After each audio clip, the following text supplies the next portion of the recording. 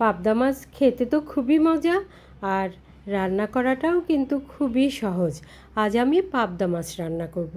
পাবদা মাছ রান্না করার জন্য 3 টেবিল চামচ তেল দিয়ে দিলাম, আর এর মধ্যে হাফ কাপ পেঁয়াজ দিয়ে দিলাম। পেঁয়াজটা একটু বাদামি কালার হওয়া পর্যন্ত এটাকে আমি ভেজে নেব।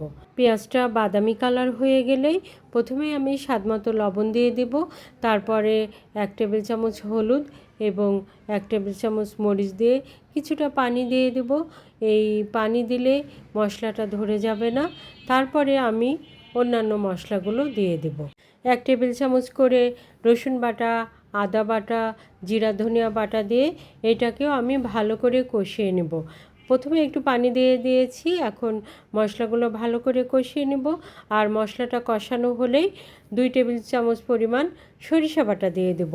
পাবদা মাছে সরিষা বাটা দিলে কিন্তু খুবই ভালো লাগে। এই সরিষা পাবদা খেতে খুবই মজা।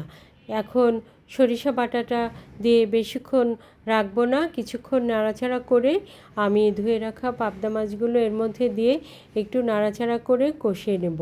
এই প্রথমেই পানি দিলে কিন্তু পাবদা মাছের ভেতরে মশলাটা যাবে না। মশলাটা ভালো করে পাবদা মাছের সঙ্গে কষিয়ে নিয়ে তারপরে 1 কাপ পানি দিয়ে দেব। এখন আমি ঢাকনাটা লাগিয়ে 20 মিনিটের জন্য রান্না করে নেব। পাবদা মাছ রান্না করতে কিন্তু খুব একটা বেশি সময় লাগে না।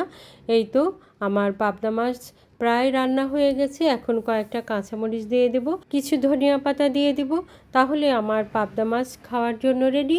এখন পরিবেশনের জন্য একটা পরিবেশনের প্লেটে উঠিয়ে নেব। আমার মতো এভাবে পাবদা মাছ রান্না করে খেতে কে কে পছন্দ করেন কমেন্টস করে অবশ্যই জানাবেন। আর যদি ভালো লাগে লাইক, কমেন্ট, শেয়ার দিয়ে আমার পাশেই থাকবেন।